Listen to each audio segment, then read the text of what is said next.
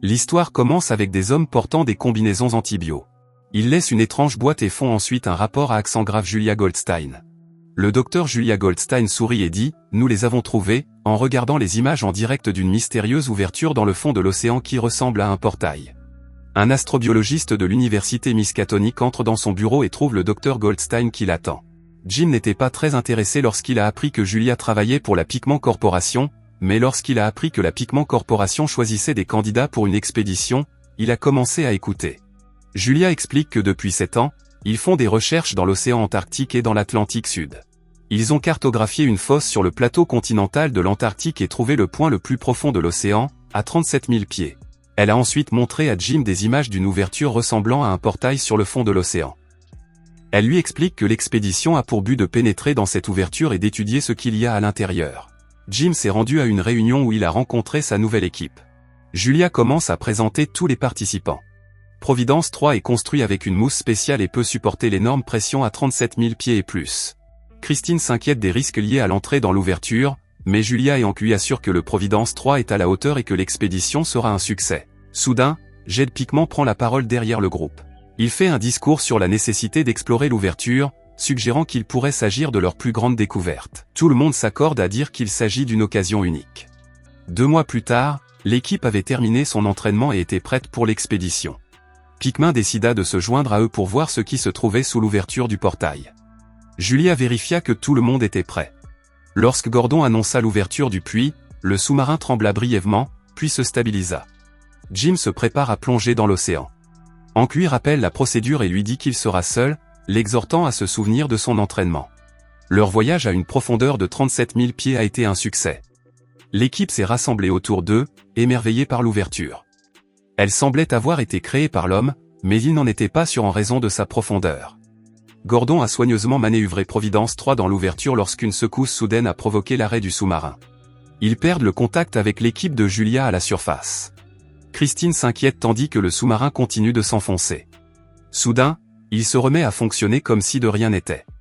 Rachel les informe qu'ils ont perdu la communication avec la surface pendant 3 heures. L'équipe est choquée car il semble que seules quelques minutes se soient écoulées. Hank vérifie le système de survie et confirme qu'il a chuté d'environ 3 heures, ce qui renforce les soupçons. Devant eux, ils aperçoivent une énorme ruine antique. La vue de ces structures a semé le trouble et la suspicion, car il semble qu'il y ait eu de la vie là-dessous, ce qui semble impossible compte tenu de la profondeur. Ils ont remarqué quelque chose d'énorme et d'étrange sur le fond marin. En regardant de plus près, ils sont choqués de voir ce qui semble être une forme de vie. Julia ordonne à Jim de s'approcher et de prélever des échantillons de tissu avec le rover. Jim se prépare à sortir dans l'océan. Christine lui demande s'il va s'en sortir et il la rassure. Pendant qu'il s'aventurait, les autres continuaient à inspecter Providence 3 de l'intérieur. Jim s'est approché du corps et a prélevé un échantillon de tissu pendant que les autres observaient. Soudain, ils virent un mouvement sur les caméras arrière du rover.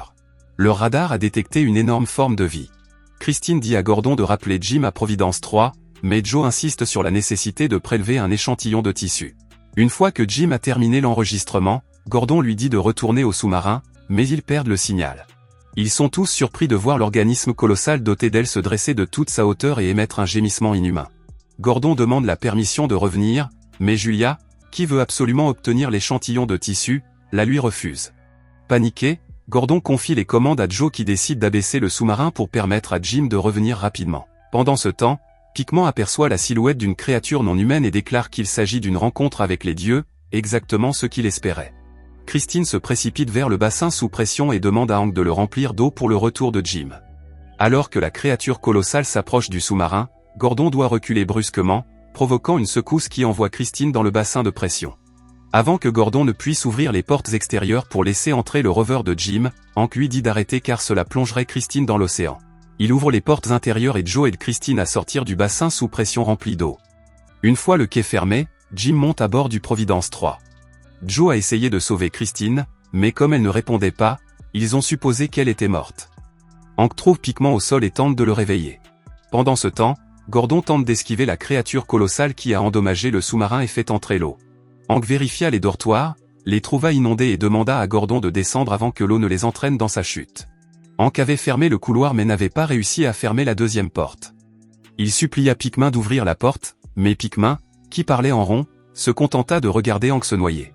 Jim retourne à Providence 3 et panique en voyant le corps inanimé de Christine. Au bout d'un moment, Christine a craché de l'eau et Jim l'a prise dans ses bras. Le sous-marin a réussi à quitter l'ancienne ruine et à revenir à la surface. Pendant qu'il parlait, le caisson sous pression a commencé à bouger. C'était la boîte contenant l'échantillon de tissu. Piquement voulait que l'échantillon soit transporté au laboratoire. Jim propose de sceller l'échantillon de tissu dans le sas, craignant qu'il ne soit dangereux, mais Piquement insiste pour l'emmener au laboratoire. Christine et Jim décident de superviser l'opération pour s'assurer que l'échantillon reste confiné. Sous leurs yeux, un tentacule visqueux émerge de l'échantillon. Jim suggère de le congeler et Christine demande que le laboratoire soit scellé. Jim laisse Piquement sortir du laboratoire et Christine recouvre la boîte de verre avec l'échantillon avant de sceller le laboratoire. Joe appelle Julia qui l'avertit que l'échantillon doit atteindre la surface. Julia avait l'intention de prendre l'échantillon pour elle-même et Joe faisait partie du plan. Piquement a entendu cette conversation. Après avoir entendu cela, Piquement est entré dans le laboratoire, s'est déshabillé et a commencé à se frotter le corps avec l'échantillon de bave. Alors qu'ils finissaient de s'habiller, ils entendirent Gordon crier. Ils se sont précipités pour vérifier et ont vu l'état chaotique de l'Open Lab. Christine a accidentellement touché de la bave et s'est précipitée vers Jim. C'est alors qu'apparurent les Piquements, qui prirent des postures étranges et poussèrent un cri inhumain avant de s'effondrer dans le bassin sous pression. Christine et Jim ont essayé d'ouvrir le bassin pour le sauver, mais Joe les en a empêchés en les menaçant avec une arme. Il a révélé que les Piquements savaient déjà à quoi ils avaient affaire. Piquement avait passé des années à faire des recherches sur l'ancienne ruine avant leur expédition. Leur véritable objectif n'était pas d'explorer, mais d'obtenir un échantillon d'un organisme vivant et d'en tirer profit. Jim dit à Christine de laisser partir Joe, craignant que le fait de l'agiter ne rende la situation plus dangereuse. Joe retourne au spécimen et en coupe une partie qu'il place dans un sac en plastique. Pendant ce temps, Christine et Jim partent à la recherche de Gordon. En s'approchant, ils entendent Gordon se tortiller. Il commença à dire des bêtises et à les regarder bizarrement. Puis, d'une voix qui ressemblait exactement à celle du père de Jim, il a appelé Jim « fils ». Il était entendu que le père de Jim avait tenté d'avertir Piquement de l'ouverture, mais personne ne l'avait écouté, ce qui l'avait fait disparaître. Gordon a attaqué Jim, qui a lutté pour se défendre avant de perdre connaissance. Gordon détruit alors tout ce qui l'entoure, provoquant un dysfonctionnement du sous-marin et la perte de contact avec le contrôle d'épée. Joe voit ce que Gordon a fait et l'affronte.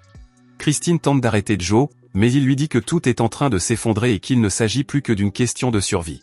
Joe envisage de prendre la rover et de laisser Christine et Jim derrière lui.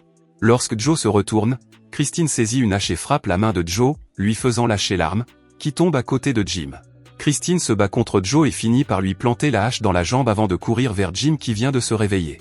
Christine a ouvert le sas de décompression et est entrée dans le rover, s'attendant à ce que Jim la suive pour partir, mais Jim a pris l'arme et s'est rendu au laboratoire pour détruire l'échantillon de tissu et s'assurer que personne d'autre ne le trouverait.